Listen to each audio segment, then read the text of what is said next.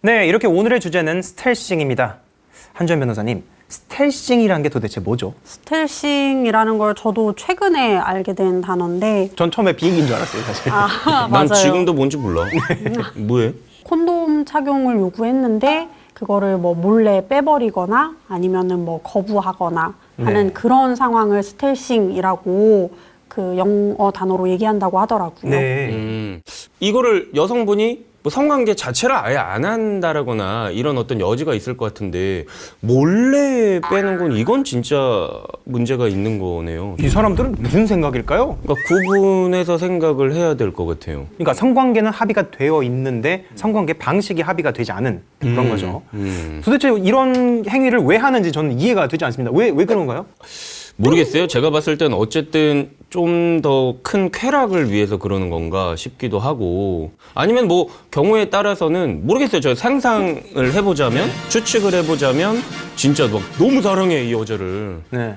그래서 어떻게 좀 아이라도 가져가지고 지금 쟁취 몰라 나 미혼인데 뭐해 물어봐요 나한테. 또는 아니면 뭐 나는 종족 번식에 정말로 커다란 사명을 갖고 태어났어 라는 뭐 이런 생각을 가질 수도 있겠네요. 어쨌거나 정상적은 아닙니다. 기본적으로 성관계는 그 성관계를 하는 사람들이 서로 합의한 네. 상태에서 존중하며 하는 것인데 네. 이건 기본적으로 그 한 상대방의 의사를 완전히 무시하는 네. 혹은 무시하는 데서 본인이 만족을 하는 그런 상황이 아닐까라고 저는 생각을 합니다. 방법에 대해서 합의가 안 됐던 거였지 그 지금 현재 우리 형법상 강간죄의 요건인 네. 폭행이나 협박이 있었던 건 아닌 거잖아요. 네. 그렇죠. 그래서 강간으로 고소를 할 수도 없고 뭐 그렇다고 해서 이런 행위를 지금 처벌하고 있는 무슨 구체적인 법령이 있는 것도 아니고 네. 그래서 형사적으로는 현 단계에서는 조금 어렵다라고 그렇게 말씀을 드렸었지요. 그러면은 다른 나라는 어떻게 됐는지도 좀 궁금한데요. 맞아요. 한주연 변호사님, 다른 나라는 처벌을 하고 있나요? 이런 경우에?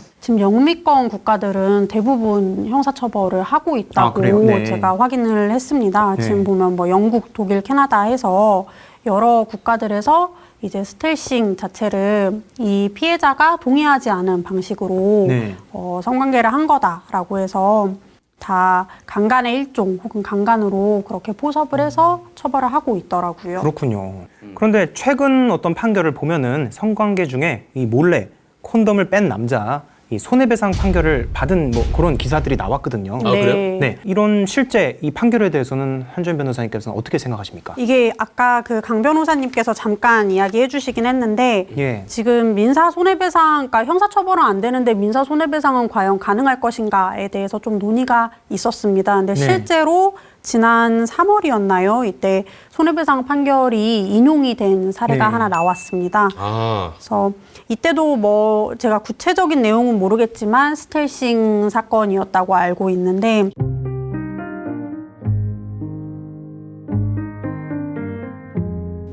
뭐 동의 없이 빼고 뭐 구멍 뚫고 뭐 뭔 생각인지 진짜. 꿰맸다고 뻥치고 하여튼 별이 별놈들이 다 있네요. 나의 동의 없이 상대방의 피임기구를 제거한다든지 구멍을 뚫었다라는 거 이거를 입증을 어떻게 할 수 있을까요?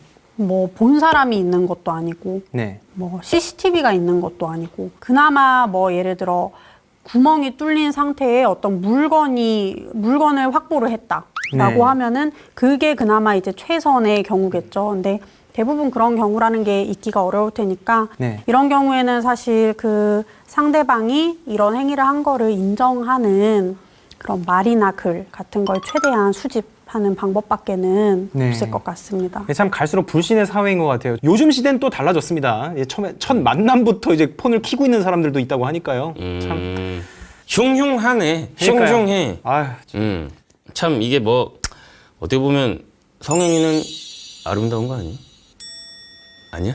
아니 어쨌든 뭐 어쨌든 뭐 이게 맞습니다. 뭐 나쁜 게 아니잖아. 이게 나쁜 게 아닌데 이렇게 원래는 나쁜 게 아닌데 이런 식으로 범죄로 자꾸 악용이 되는 이런 거 계획하고 있는 뭐 놈들이 있다면 일단 이거는 하지 말고 법적 공백이 있다면 그것도 하루빨리 조금 보완을 해야 될 필요성이 매우 큰 것 같습니다. 한 변호사님께서 생각하시는 이 스텔싱 문제의 개선 방안 어떤 게 있을까요?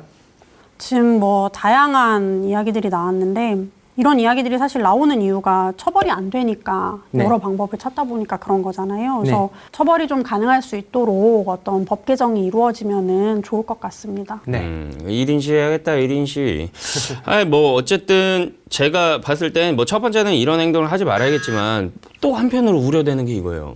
그러니까 이 영상을 보시는 분들이 다 미친놈은 아니겠지만 그중에 미친놈이 이거 법적 공백이 있대. 어디 우리 시청자님한테 미친놈이라는 표현을. 그거 아니에요. 이건 잘라주세요. 저는 또 한편에서 이제 우려가 되는 게 이런 행동 하지 마세요. 당연히 안 됩니다. 안 되는 거지만 혹시라도 이 영상을 보는 사람들 중에서 막 혼자 생각을 했을 때 처벌에 공백이 있대.